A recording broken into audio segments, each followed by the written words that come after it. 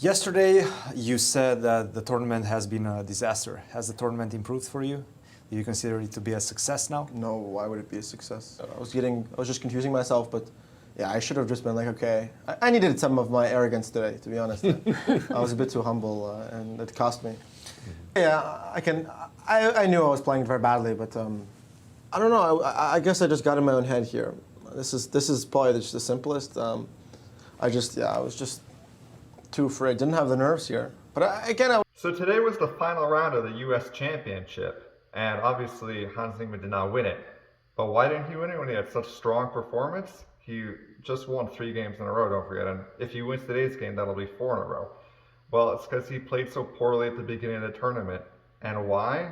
Well, he addresses it in this clip I'll show you. But he doesn't name Magnus explicitly. He says, the situation is why I'm not, why I did so poorly. But, we'll read between the lines and we'll analyze a little bit. All right, enjoy the clip. What happened 4 days ago when you came here? You said that you were going to come to stage a comeback, and you did. You just won your last 3 games. What changed? Well, I think that I've just managed my nerves better, and I think that early on in the tournament there was a lot of pressure that I put on myself to perform, and combining with outside pressure, I think it just sort of really made it difficult for me to play, because I think that I can assure you to everyone that playing chess, as I said during the Singfield Cup, playing chess under sort of unique conditions or unstable conditions is extremely difficult. But I think after I lost 3 games like an idiot, I sort of realized, okay, I'm not going to win the tournament. So I relaxed a bit, and I also sort of realized, I really hate losing so much. It keeps me up at night. So I wanted to sleep more, so I decided to start playing better chess. And I also just hated the fact that, it's just, I don't want to give anyone the satisfaction of watching me lose, because I'm sure many people take satisfaction in that. So I also take satisfaction in winning and seeing people who want me to lose win. So I took a bit of spite and motivation, and okay, you got to start playing good chess. Yeah, you can't be an idiot forever. Did you catch that? I can assure you to everyone that playing chess, as I said during the Singfield Cup, playing chess under sort of unique conditions or unstable conditions is extremely difficult. After giving a laundry list of every single possible reason he can think of why he did poorly at the tournament, he finally admits at the very end it's because of the situation. And we all know what the situation that he's talking about is. It's the situation where half the world thinks he's a cheater, and every single move he makes in every single game gives them more evidence that they're right. And honestly, I believe him. If I thought every move I made over the board was going to make somebody think I'm a cheater, I might be self-conscious about it, or even just thinking about it, even if I'm not self-conscious. Just concentration is key in chess. Without it, you can't play well. Let's say you get distracted breaking your opponent's king, then you get checkmated 30 minutes later. I mean, that's just how it is with chess. You got to be able to concentrate. And finally, the payoff from the thumbnail. What do I mean by Nakamura agrees with Hans? Well, in an interview with Lex Friedman, Nakamura discusses how Magnus Carlsen's performance has been ever since the scandals occurred, and he's like, well, shouldn't it be weighing on his performance too?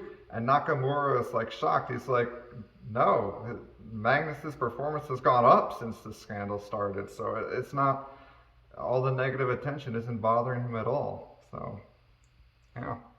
So I find it a little bit odd that Magnus hasn't said anything further. At the same time, it's also kind of peculiar because Magnus's reputation is also kind of in tatters in a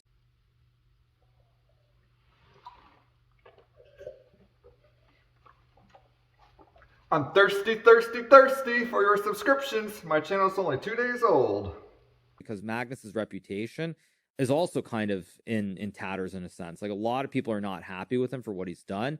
But still, he goes and plays this tournament in this European Club Cup tournament, and he's just gaining like 10 points as though nothing has happened. So, I mean, I don't really know where Magnus's head is at, because like, if I was in that situation and everyone's coming after me for making such an accusation, I don't think there's any way I would be able to play chess anywhere near the level that Magnus is playing at. So the whole situation is, yeah, it's very strange. Yeah, I wonder where his mind is at that he's able to play at that level. But, I mean, in saying that, Nakamura also says that he thinks the negative attention should Should affect an average player, you know, maybe like Hans. And now, some jokes about the king breaking incident. All the king's horses and all the king's men couldn't put Hans Niemann's king together again. That's why Ray Robson wanted to glue it together. So every time somebody played the king's gambit against me, I always used to lose until I discovered the Fischer variation. D6 is my favorite friend now, and I win almost every game. But I think next time I'll have to try the Neimann variation. I don't blame TV producers for thinking the best possible chess drama would be one about a woman in a male-dominated field rising to prominence. But they don't know much about chess because the King's Gambit lines in general are way more decisive than the Queen Gambit lines. And let's be honest, the men are way crazier anyways. When you realize Ray Robson thought Hans was hiding the anal beads in the King's crown, it all makes sense now. You managed to stop Sam Sevian. Now he lost his third position. The job's yes. not finished. You know how many games you need to win an NBA series? You guys aren't going to get that joke, but Yes, you have to win 4. Yeah. 4. but the job's not finished. Yeah. Okay. Hey, thanks for watching. My name's Miro. I just created the YouTube channel today, so like, share, comment, all of that is much appreciated, of course. Thank you. Bye. There was many different emotions that I felt after this move. Yes, okay, but it's a difficult thing to sort of evaluate because you just cannot see the future. But I felt that